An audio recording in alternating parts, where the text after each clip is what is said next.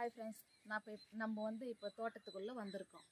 தோட்டத்துக்குள்ளே நம்ம தோட்டத்தில் என்ன மூலிகை செடி இருக்குது அப்படின்னு இப்போ பார்க்க போகிறோம். அப்படியே வாங்க ஃப்ரெண்ட்ஸ் போகலாம். இப்போ இங்கே ரணகளி இருக்குது. இந்த செடியில் இதை பாருங்கள், இதுதான் ரணகளி செடி. இதெல்லாம் ரணகளி செடி.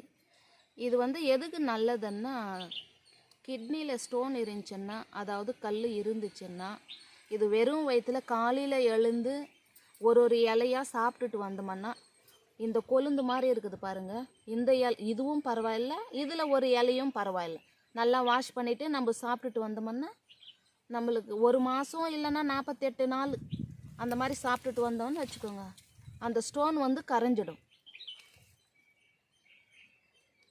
இதுதான் ரணகளி செடி. அப்படியே நம்ம ஒரு இடத்துல போட்டோம்னா அப்படியே பக்கத்தில் அப்படியே முளைஞ்சி வந்துடும் ஃப்ரெண்ட்ஸ். இது மூலிகை செடி. நம்ம அதுக்கப்புறம் கற்பூரவள்ளி தலை. கற்பூரவள்ளி தலை இது அது பக்கத்துலேயே இருக்குது பாருங்கள். இதுதான் இது குழந்தைங்களுக்கு சளி பிடிச்சிருந்தா ஒரு கல் உப்பு, ஒரு இலை, ஒரு மிளகு அதை வச்சு நம்ம கொடுக்கலாம்.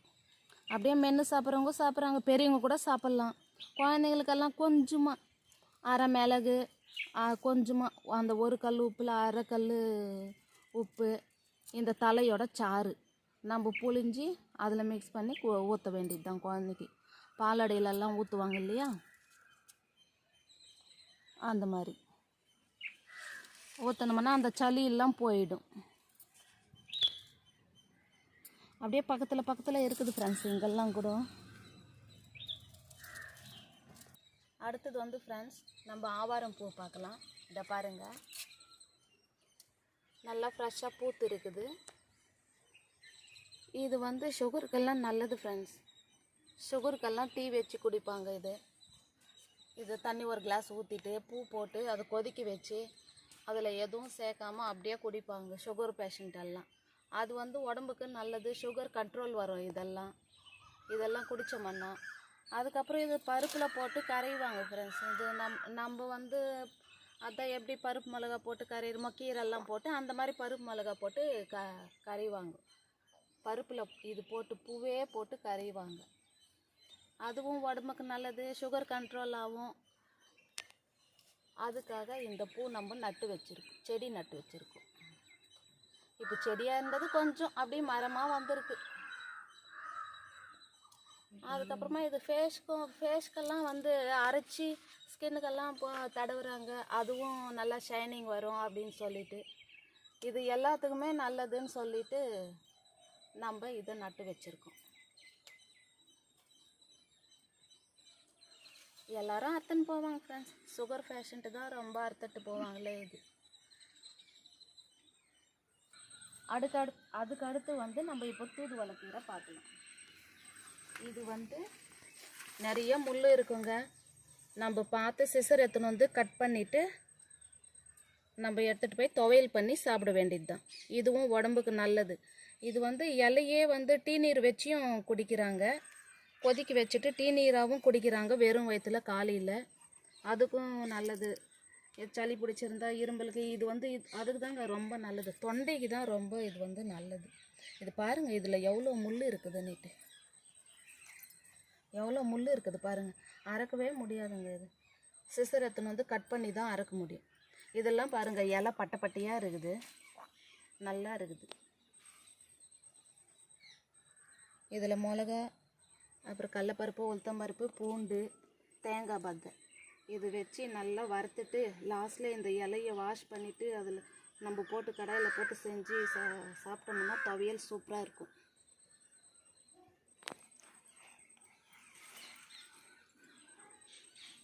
ரொம்ப சரிதாங்க, ஆனால் ரொம்ப முள்ளுங்க, ரொம்ப முள்ளாக இருக்குது.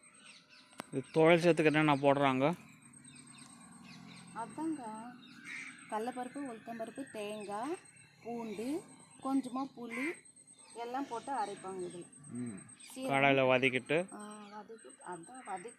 வதக்கிட்டு மிக்சியில் போட்டு அரைச்சிடணும் சட்னி மாதிரி. ஆமாம் அதை வச்சு எல்லாத்துக்கும் சாப்பிட்லாம். ஆமாம். அதாவது ஒவ்வொருத்தரும் ஒவ்வொரு விதமாக செய்வாங்க. நம்ம வந்து ஃபஸ்ட்டு எண்ணெய் ஊற்றிடுவோம், டீ நீராக்கியும் குடிப்பாங்க.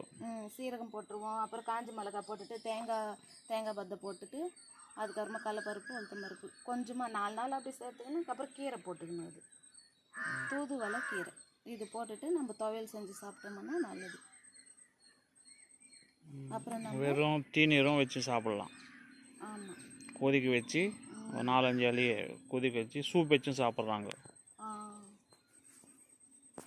சூப்பும் வைக்கிறாங்க. நம்ம வச்சு சாப்பிட்டது இல்லைங்க. நம்ம துவையல் செஞ்சு சாப்பிட்டு இருக்கிறோம். இது வரைக்கும் நம்ம சூப்பு வச்சு சாப்பிட்டதில்லை. சூப்பும் வைக்கிறாங்க. அதுக்கடுத்து வந்து நம்ம எலும்பு முடி தலை இது யாருமே பார்த்துருக்க மாட்டாங்க. நிறைய வந்து காட்டில் தான் இருக்குங்க. வந்து இது நம்மளுக்கு ஒருத்தர் கொடுத்தாங்கன்னு சொல்லிட்டு அவங்க தான் வச்சுருக்குறாங்க. விதை போட்டு வந்துருக்குது.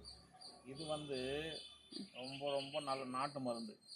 நாட்டு மருந்து மாதிரினாக்கா இதை வந்து பச்சை முட்டை, உளுத்தம் பருப்பு எல்லாம் போட்டு நல்லா உளுத்தம் பருப்பு பொடி ஆக்கிட்டு முட்டை இதெல்லாம் நல்லா மிக்ஸி போட்டு அரைச்சிட்டு நல்லா கடைவாங்க. குச்சி மாதிரி எடுத்துக்கிட்டு நல்லா கலக்கி அப்படி ஜவு மாதிரி வரும். மிக்சியில் போட்டு தாங்க அடிப்பாங்க. மிக்ஸி தான் போட்டு அடிப்பாங்க. இது நல்லா இருக்கும். இது பார்த்து கிட்ட பாருங்க இது எப்படி இருக்கும். இது ரொம்ப எங்கேயுமே காட்டில் தான் நிறையா இருக்குங்க. ஆனால் இது வெறும் தழை சாப்பிட்டாவே ஜவு மாதிரி இருக்கும். அப்படி பிஸ் தன்மை. இந்த மூட்டு வலி, முழங்கால் வலி அதுக்கு எல்லாத்துக்கும் இது நல்லா இருக்கும். அது சாப்பிட்லாம். எலும்பு முறி தலை எலும்புகளுக்கெல்லாம் நல்லா சத்தாக இருக்கும். ஆனால் இது கஷ்டப்பட்டு வளர்த்தோம் இல்லைங்க, வச்சு வர்றதே கிடையாது ஃப்ரெண்ட்ஸ். இது ரொம்ப ரேர், வரவே வராது. இப்பயே பாரு எப்படியோ சின்ன மழைக்கு தான் கொஞ்சம் நல்லா இருக்குது. இது மழை பெஞ்சதுல இருந்து தான் இப்படி இருக்கு. இதுக்கு முன்னே வந்து நல்லா இல்லை. இது வெறும் தழையாக சாப்பிட்லாம். என்ன இருந்தாலும் வெறும் சாப்பிட்டோம்னாவே வாயில் போட்டு கொஞ்சம் போட்டோம்னாவே ஜோ மாதிரி இருக்கும். வளவளப்பு தன்மை அரைச்சோம்னா கூட போட்டு இது பண்ணுவாங்க. அந்த வளவளப்பு தன்மை இருக்கும் இல்லைங்க. ஆமாம். ஃப்ராக்சர் ஆயிடுச்சுன்னா கூட அவங்களுக்கு போட்டு குடிக்க வைக்கிறாங்க. இப்போ நாட்டுக்கோழி முட்டை, பச்சை முட்டை அதாங்க. இது வந்து கட்டு போடுவாங்க, கட்டு கூட போடுறாங்க இல்லையா? வந்து கட்டு போட்டுறாங்க. இது வந்து குடிப்பாங்க. அப்படியே உடம்புலயே குடிக்க வைப்பாங்க. எலும்புகள்லாம் வந்து ஒன்றுக்கு ஒன்று ஜாயிண்ட் ஆகும். அப்படி எலும்பு வலி, மூட்டு ரொம்ப வந்து முழங்கால் வலிக்கிறவங்களாம் சாப்பிடுவாங்களாம். இது சில இடத்துல இதுக்குன்னே போயிட்டு குடிச்சிட்டு வராங்க. போய் தனியாக பெரிய இதில் போட்டு அதான் இது காசு கொடுத்தா தான் இந்த இலையே கிடைக்கும். சின்ன கிளாஸ் 200-300 ரூபான்னு குடிச்சிட்டு வராங்க போயிட்டு. அதில் எல்லாம் கலக்கும் பச்சை பால், பச்சை முட்டை, நாட்டுக்கோழி இது, பச்சை முட்டை நாட்டுக்கோழி இது, தழை இதெல்லாம் போட்டு அரைச்சிட்டு நல்லா பட்டும் போடுவாங்கலாம் ஃப்ராக்சர் ஆன இடத்துல. இதுலேயும் நாட்டுக்கோழி முட்டையும் இதெல்லாம் போட்டு இதுவாகும். இது வந்து இது சரி ஜாயிண்ட் ஆகிற மாதிரி நிதானமாக இது கொஞ்சம் கூடும். இதெல்லாம் வந்து அந்த காலத்து வைத்தியங்க. இப்போல்லாம் யாரும் நிறைய பேர் கடைப்பிடிக்கிறது இல்லை. இந்த வில்லேஜ் சைடெல்லாம் வந்து தெரியுதில்ல யாருக்கு இதெல்லாம். ஆமாம் தெரியுறதில்ல. இப்போல்லாம் டேப்லெட்டு ஹாஸ்பிட்டலு இந்த மாதிரி போயிடுறாங்க. இப்போ யாரோ ஒருத்தர் தான் இந்த மாதிரி எலும்பு முறித்தெல்லாம் தெரிஞ்சுக்கிட்டு இது கேட்கறது. எந்த கீரைங்க? சரிங்க. நம்ம அதுக்கடுத்து வந்து நம்ம வல்லாரைக்கீரை பார்க்கலாம். வல்லாரைக்கீரை இது பாரு எப்படி இருக்குதுங்களா? பெருசாக தண்ணி காட்டுக்கணும். ரவுண்டாக இருக்குது பாரு.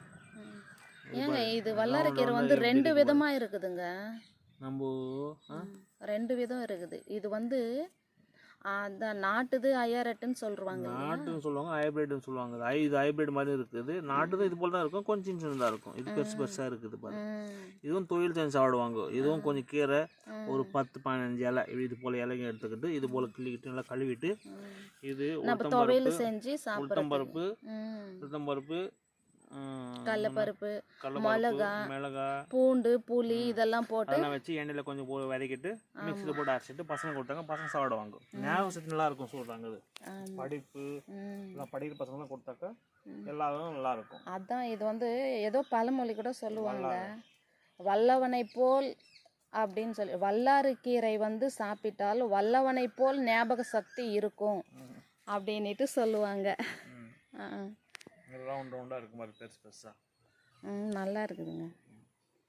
ஆனால் யாருங்க சாப்பிட்றாங்க இப்போ? வந்து பசங்களுக்கு கொடுத்தா நல்லது. எல்லாம் மெயினாக படிக்கிற பசங்கள்லாம் வந்து கொடுக்கலாம். படிக்கிற பசங்க, ஸ்கூல் போகிற பசங்க, காலேஜ் போகிற பசங்க எல்லாரும் கொடுக்கலாம். இது வந்து அதான் ஞாபக சக்தி இருக்கிறதுக்காக இது எல்லாரும் வந்து எல்லாருமே சாப்பிட்லாங்க. பெரியவங்கலேருந்து சின்னவங்க வரைக்கும் சாப்பிட்லாம்.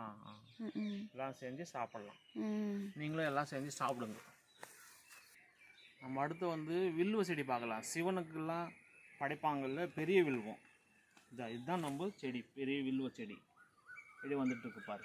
இங்கே கீழே ஒன்று இருக்குது. இங்கே கீழெல்லாம் செடியெல்லாம் நிறைய வந்துட்டுருக்கு. அதை கொஞ்சம் பிடிங்கி நல்லா கிளியராக வைக்கிறாங்க. பிடிங்கிட்டு இருக்கிறாங்க. சிவனுக்கெல்லாம் கோயிலில் படிப்பாங்களே வில்வம், வில்வம் செடி தான் பெரிய வில்வம். அர்ச்சனை பண்ணுவாங்க. மூணு இதுக்கு பாரு. வீட்ல வந்து படைக்கிறவங்களும் வச்சு படிப்பாங்க. சிவனோட அந்த நெற்றி கண்ணு மாதிரி இருக்கு பாரு அந்த பொசிஷன். இதில் பாரு எப்படி இருக்கு. இதில் 2 வகை இருக்கு. இது வந்து பெரிய வில்வம். சிறு வில்வம் வந்து 3 இதுவோ அது இன்னொரு மாதிரி இருக்கா நம்மகிட்ட இல்லை. அது ஆனால் சிறு வில்வம் இருக்கு. செடி போட்டுக்கிறோம் கீழே. இப்போ தான் வந்துட்டு இருக்கு சிறு வில்வம். சிறு வில்வம் இப்போ தான் வந்துட்டு இருக்கு. இது வந்து பெரிய வில்வம். சின்னதா எங்க போட்டு இதுதான் சின்ன வில்வம். இங்கே இருக்கு பாரு. இந்த சின்ன சின்ன செடியை இப்போ தான் வந்துட்டு இருக்கு. இது வந்து சிறிய வில்வம். நம்ம கோயிலுக்கு போனால் நம்ம செடியிலேயே பறிச்சு எடுத்துட்டு போகலாங்க. சிவனுக்கெல்லாம் படைப்பாங்க. அது நல்லா எல்லா சிவன் கோயிலும் சிவனோட கோயில் எங்கே இருக்கோ அங்கெல்லாம் அந்த செடி கட்டாயமாக இருக்கும்.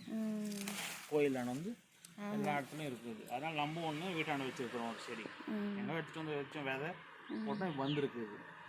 கோயிலுக்கு போகும்போது இங்கே எடுத்துகிட்டு போயிட்டு நம்ம படைக்கலாம். சிவனுக்கு எடுத்துகிட்டு போயிட்டு. அடுத்தது நம்ம சங்குப்பூ பார்க்கலாம். சங்குப்பூ சிவன் கோயில்லையும் சிவனுக்கும் அர்ச்சனை பண்ணுவாங்க.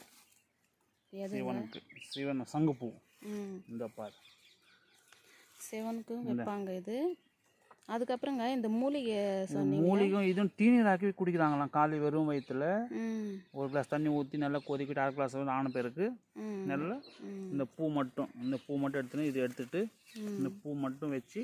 ஆனால் இது கொதிக்க வச்சா ப்ளூ கலர் ஆகும். ஆமாம் ப்ளூ கலர் ஆகும். என்ன இதில் வந்து இது எடுத்துருவாங்க.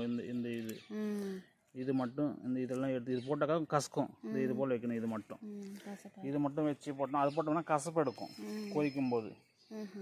நம்ம செடியில் வந்து நிறைய இருக்குது. கால் நிறையா இருக்கும். ஆனால் இப்போ இல்லை. இது வந்து சிவனுக்கும் படைக்கிறது வந்து அர்ச்சனை பண்ணுவாங்க. இது சிவன் கோயிலில். அதாவது வீட்டில் சிவனை படிக்கிறதா இருந்தாலும் வச்சு படிப்பாங்க. அர்ச்சனையும் இது பண்ணுவாங்க. சிவனையும் குடிப்பாங்க. வெறும் நம்ம மூலிகைக்கு வேலை செய்யுது. சுகருக்குன்னு சொல்கிறாங்க. அது நமக்கு தெரியல. நம்ம செய்து வைப்போம். இதுவும் ஒரு மூலிகை செடி சங்குப்பூ. இது சுகருக்குவா? இது கொதிக்க தண்ணி குடிச்சுக்க சுகருக்கு கண்ட்ரோலில் வைக்கும். எல்லாம் சுகர் வந்து போவாது. எந்த மூலிகையுமே எந்த மெடிசன் எடுத்தாலும் அதிகமாகாமல் ஒரு லெவலில் வச்சுட்டு இருக்கும். இதுவும் சரி. இந்த ஆவரம்பூவில் சரி கொதிக்க வச்சு வெறும் பூவும் சாப்பிடுவாங்க. டெய்லி 3-4 பூ வெறும் வயிற்றில் சாப்பிடுவாங்க. அதுவும் சாப்பிடுவாங்க. அந்த சுகருக்கு அதிகமாகாது கம்மியாகாது மீடியமாக இருக்கும். சரி ஓகே ஃப்ரெண்ட்ஸ், நம்ம இதோட முடிச்சிக்கலாம். இந்த வீடியோ உங்களுக்கு பிடிச்சிருந்தா ஷேர் பண்ணுங்கள், சப்ஸ்கிரைப் பண்ணுங்கள், பெல் பட்டன் அழுத்துங்க. Okay bye. லைக் பண்ணுங்கள். பாய்.